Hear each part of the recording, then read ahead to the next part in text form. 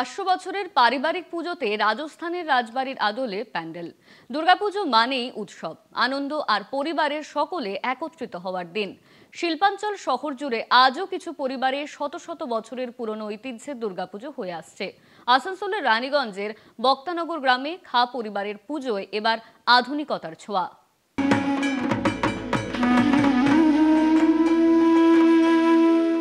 আমি এখন দাঁড়িয়ে আছি রানীগঞ্জের বক্তানগরের খাঁ পরিবারের পারিবারিক পুজোর প্রাঙ্গণে।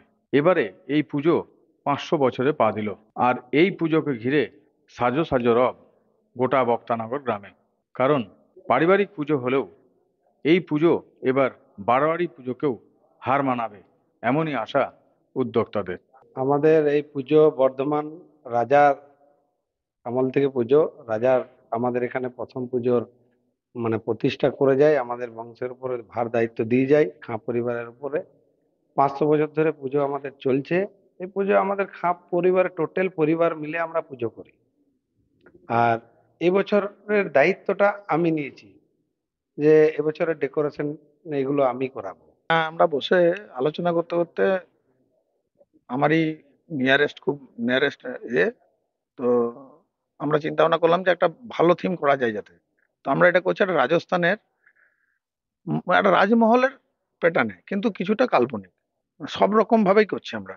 দেখে মনে হবে না যে এটি এক পারিবারিক পুজো। আসলে এই পুজোর দর্শন করতে এলে, মায়ের দর্শন করতে এলেই প্রথমেই দেখা যাবে বিশাল প্যান্ডেল এবং প্যান্ডেলের কারুকার্যের কাজ। তারপরে আপনাদের ঢুকতে হবে এই মণ্ডপে, যেখানে পুজো হয়ে আসছে বিগত 500 বছর ধরে। আর এই বক্তানগর গ্রামে খাঁ পরিবারের পুজো দেখতে আপনাকে আসতে হবে আসানসোলের বক্তানগরে। এখন দেখার যে এই পুজো কতটা সারা জায়গায় দর্শনার্থীদের মনে। রানীগঞ্জের বক্তানগর গ্রাম থেকে পবিত্র বন্দ্যোপাধ্যায়, কলকাতা টিভি।